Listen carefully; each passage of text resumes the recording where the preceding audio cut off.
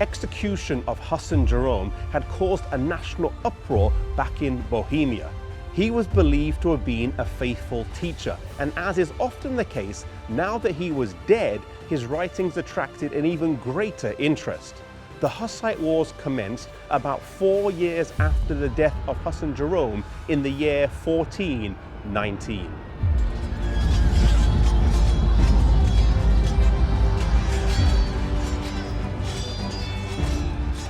As Pope and Emperor united to crush the Hussite movement, the Lord raised up a deliverer.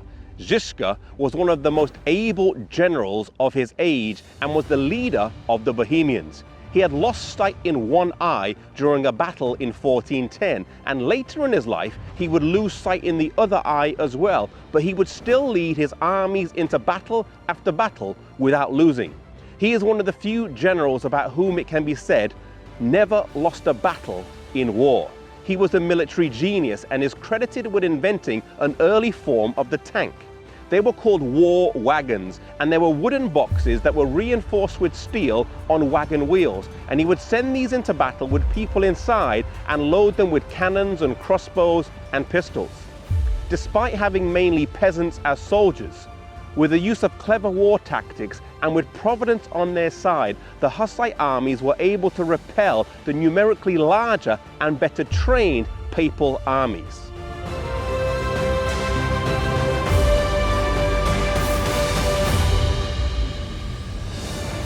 Žižka would fight over 250 battles in his lifetime and would withstand 2 full papal crusades against him, but he was not to die on the battlefield. Instead, he would fall victim to the Black Plague.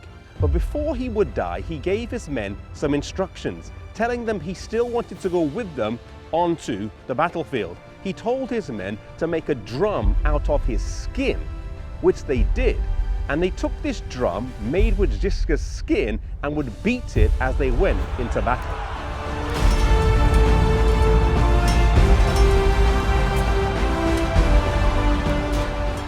His place was filled by Procopius, who was a skillful and brave leader, and in some aspects a more able general. The enemies of the Bohemians, knowing that the blind warrior was now dead, thought they would now be able to win. The Pope launched another crusade against the Bohemians in 1427, where he was defeated. He then launched another crusade where he was defeated again. In 1431, under a new pope, a 5th crusade was launched, but once again, the papal armies were soundly defeated by the Hussite forces.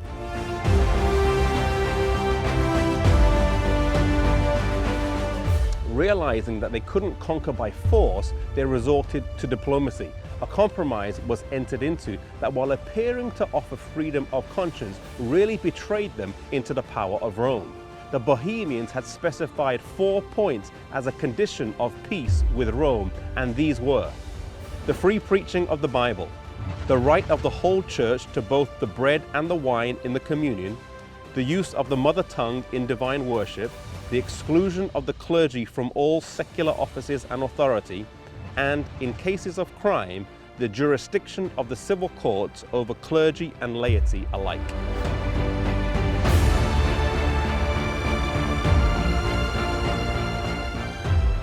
At last, the papal authorities agreed to accept the 4 Hussite articles, but that the right of explaining them, that is, of determining their precise import, should rest with the council, that is, with the emperor and the pope.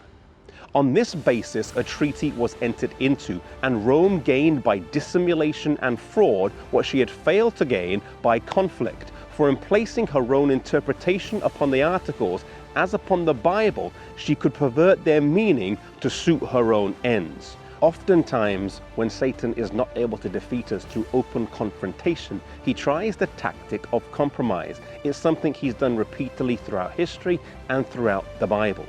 May we be careful, wise and discerning, and most of all resolute, and that we stand for God through whatever tactic Satan uses against us, whether it's confrontation or whether it's compromise, and that we may always stand for God.